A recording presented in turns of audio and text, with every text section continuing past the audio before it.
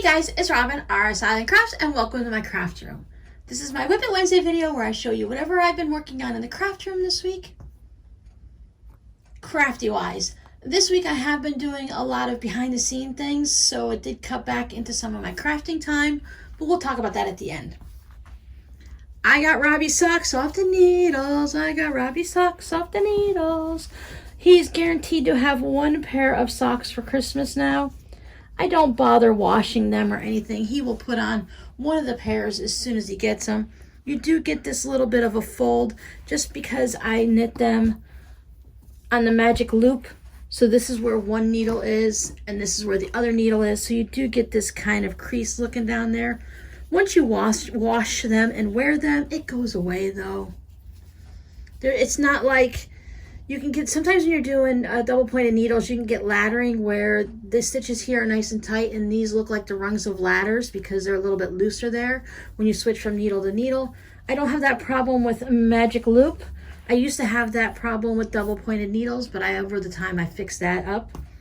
But here are his socks. He is currently in a size 14 to 15 shoe.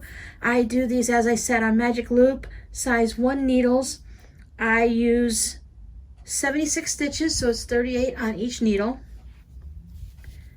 He does like them, as I mentioned, to fold in half. I did get tired of knitting them and I wanted to make sure that I had time for the next socks, so I did cut it just a little bit short. He doesn't know specifically that he says that I like them folded in half to match. I do that as a guideline.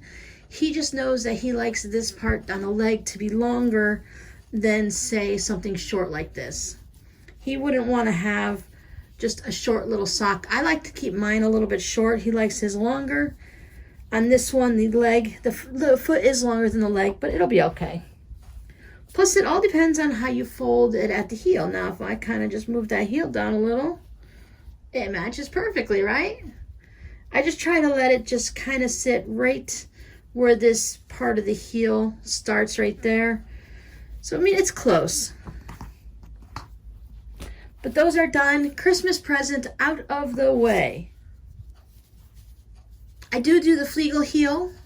So that one is, I've said it many times before, you are knitting round and round and round. With other heels, you just kind of go back and forth just on this part of the sock. This one you go all the way around, so you're not picking up stitches or anything like that. You just have to decrease when you get to a certain point. So you do have this nice little bit of a heel.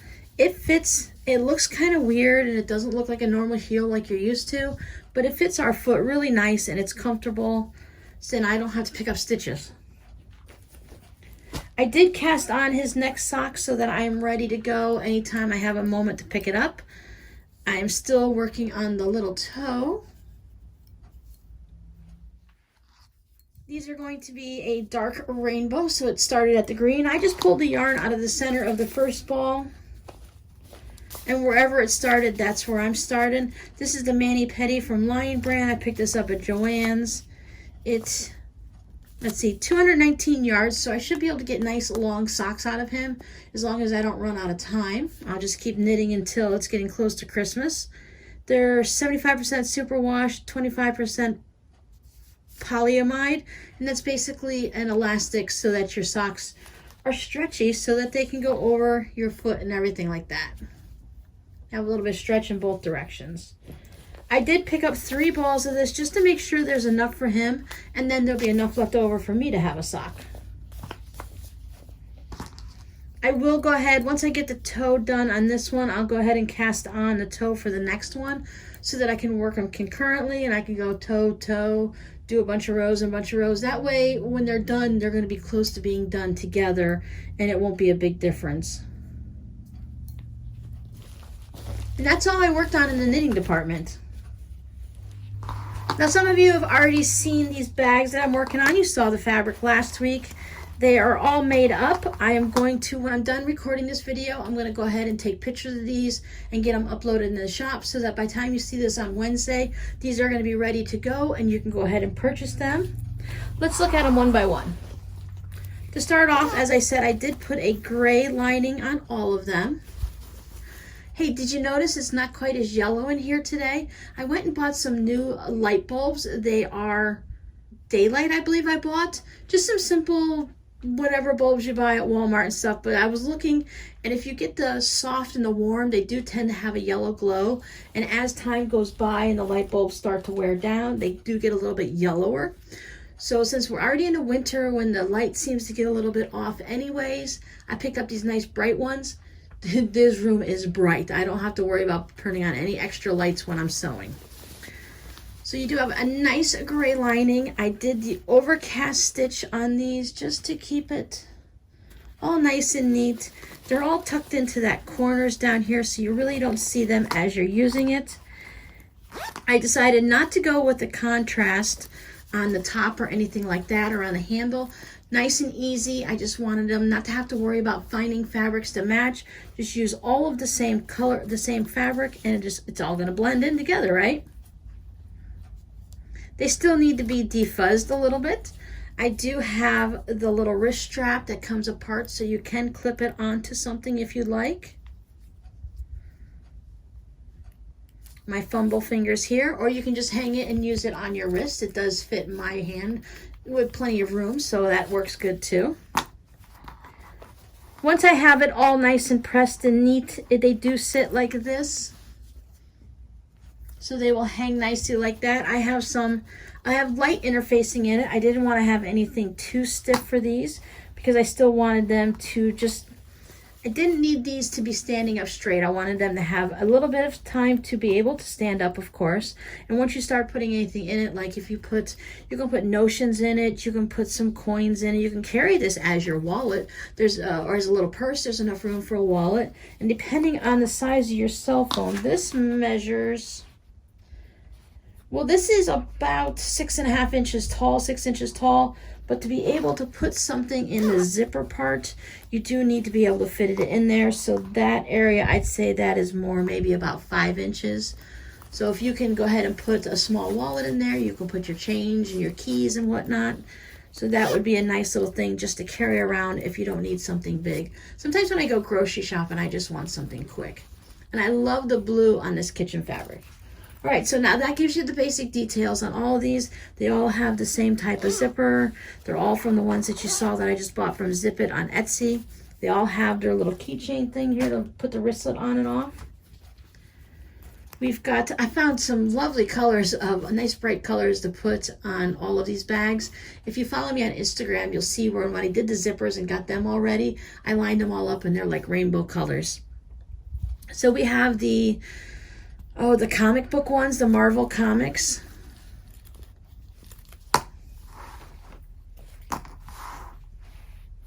Look at all this extra room. At the end of this video, when I start chatting, I'm going to show you the wide and how wide this phone actually goes, so that when we need to have extra space to do tutorials, it's going to be wonderful.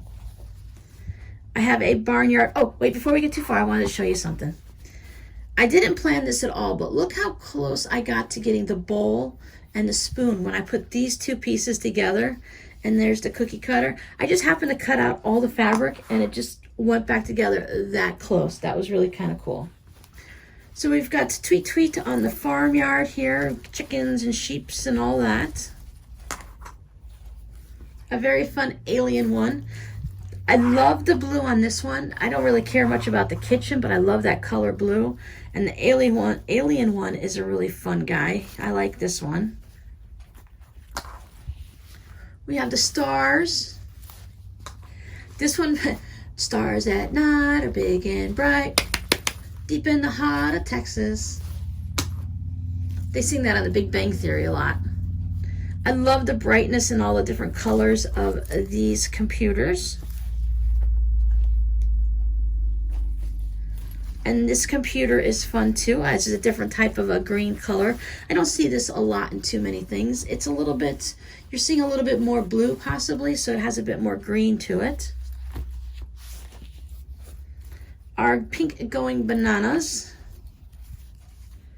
I managed to get the fabric to go bananas right here, so that worked out nice. It did say go bananas up here, but as I started folding that over, you do lose some of it. And for those of you that like just a nice calm one, you don't need a lot of wild colors and designs. This is the birdhouse one with some of the seeds and the twigs and stuff like that. This one is probably my favorite. This is the balloons, a nice bright blue fabric and all the different colors. You guys know I love my colors. I also kind of love these green ones too, with all the different little bugs on it and everything. And our last one is the penguins. So as I mentioned, these are all going to be going into the shop today. You'll be able to find them in there when you see this video on Wednesday. So these are all set and ready to go. You should be able to find them in the shop on Wednesday, no problem. You know, fingers crossed everything works right this afternoon. And really, that's all that I worked on in the craft room this week. It took me a bit to get these from stage to stage. It does take a while because I made 12 of them, to cut them all out, to get them all interfaced, get everyone all lined up, assembly line, and then to start sewing them. I think it took me, I almost finished them on Saturday. I was really close. I was short by about an hour, hour and a half, so I just finished them off on Sunday morning. And then I spent the rest of the afternoon, once I got other things done, and I made some soups and stuff like that to put in the freezer. Then it went ahead and I worked on the rest of Robbie's sock to get those finished for today. The rest of my time in the craft room this week was spent on administrative stuff, getting everything else that's already in the shop now, all photographed and edited and uploaded, and descriptions and shipping and weights and all those things that you have to put in to get into the shop. That takes a little bit longer. So I did have to spend a couple days working on that, which is why, I mean, I got 12 bags in a week. That's excellent. So I did get a lot done, finished the socks. But that's why you're not seeing a wide variety of things like you usually do. We're getting to the time of the year where it's going to be more condensed and compressed, and what I'm working on is going to be more of a chunk of working on this and working on that instead of working on a variety of things all throughout the week. The time will come back next year to be working on all the different fun things. Before I show you the next thing, I want to go ahead and show you how far this phone will zoom out so that we can see. Now, a little forewarning, Susie likes to lay right over there. There's my desk chair where I sit to do all my work. She likes to lay right behind me, right up my butt, because that's where she's always at. Anytime I spin around, Susie's there, whether I'm walking or sitting. This is Robbie's old bedroom. He kind of was a little rough on it as growing up and throughout the years. Plus the tiles we used after one of the hurricanes weren't the best tiles. So you are going to see some spots where there's missing tiles. And I just never decided what to put in this room. I do have a lot of those foam mats that are all around the floor, so that when I'm doing a lot of standing and cutting and stuff like that, it's a little bit easier on my knees and my back and stuff. So just a little forewarned, you might see some messes.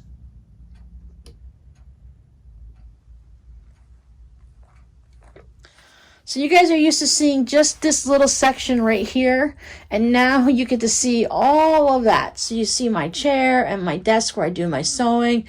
There's my ironing station. I got the dog, more messes, and then this is where you go out to the door. And here I am standing behind it. We even get to see some of me. So what I plan on doing is I have another table just like this, so when we need to spread out and do some bigger projects, I'm just going to go ahead and butt both tables up together. I do have this table on some risers, so chances are I'll probably have to take the risers off to just, because I only have one set of 4, and I'm not going to pick up another set because I do plan on buying a new table for in here, and I may not need to have that, or I may, we'll see what table I find. I like to get a nice sturdy old-fashioned wooden one, but I'm also open up to the ones, these are like a Walmart special that you can buy like for $25. The ones they have now are like this black heavy duty plastic, and they're much sturdier. These over the years kind of get, because it's just cardboard here. You've got a metal frame that goes all the way around it, and then this after a while just dips down, which kind of makes it hard when you're cutting fabric, because you have to, you're starting out here and then you got to dip down more, and it doesn't seem like too much, but when you're actually doing it, it's probably dips down 1/4 of an inch or so. Anyhow, let me show you something special.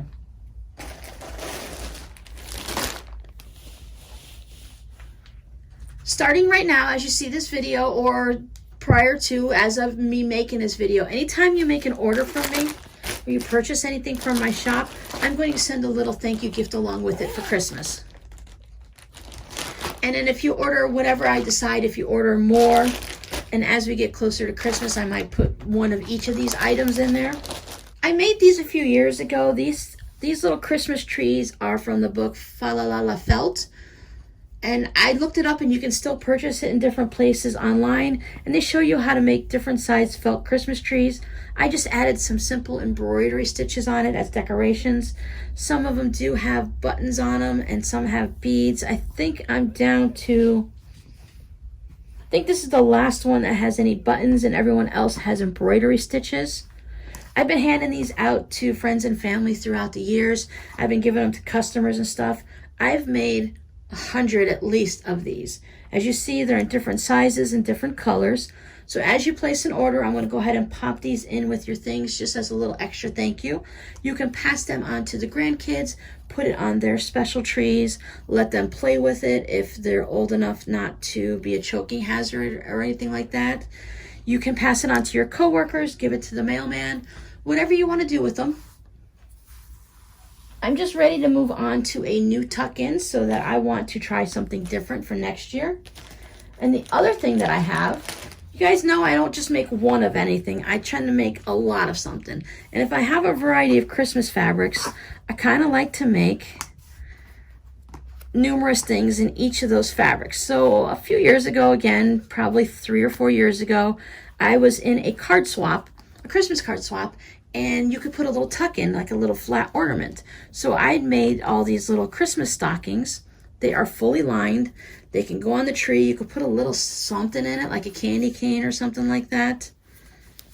See, everything is fully lined. Goes all the way down to the toe. It has a little ribbon and a button to hang it from. So I will be including these into your little package. Also, this is going to be a as supplies last. You never know. I have so many of them. I might put one of each in for you. Once again, hang it on your tree. Pass it on to the mailman or the garbage man or the newspaper person, whoever you have in your life if you're not interested in them. Or pass them on to the kids. Or, you know, as I said, just go ahead and hang them on your tree. I just wanted to send a little ornament out. Around this time of the year, anytime I get orders, it's nice to be able to send a little tuck in with it. Something that's not going to add a lot of bulk. These are a little bit large, but they do, since they're full of the fiber fill, they do squish down. So they're not going to cost you anything extra for shipping. There's really no weight to it, so everything's going to be fine. And here in the U.S., there's a broad shipping range where it goes from like 2 ounces all the way up to 7, 8, 9 ounces. So it's the same shipping price no matter what it weighs in there. And your packages are already over the 1/4 inch mark, so it's going to be okay. Something like this I'll probably put in a Ziploc bag and just suck the air out, and it'll hold it down nicely while it's shipping to you. But I just wanted to put a little tuck in, a little thank you. I have these just hanging out. And I think it's time for them to move on and find a new home. These are one of those things that you can put in that little bowl next to the front door, as I've mentioned before, that little filler bowl that you have an unexpected guest that's coming, or you want to just let the grandkids pick something out of it. They can always pick a little stocking like this out of their bowl. I have these on my list to show you guys how to make them this year. There's a few different ways to make stockings, and I've come across this little pattern that makes it easier to make some like this. That's, when it comes time, I'll show you how to do it. Just realize that it just makes it so much easier to make these. The only thing I found a little bit difficult is there wasn't a way to easily, I have to look and see how to put the hanger in and make it easier than having to add it on here, so that it's actually comes right out of here. That's all. Sometimes I don't think of things as I'm making them, and then I have to do a little adjustment afterwards, but I think the buttons added on is kind of cute. Plus it makes it sit and hang from the tree nicely.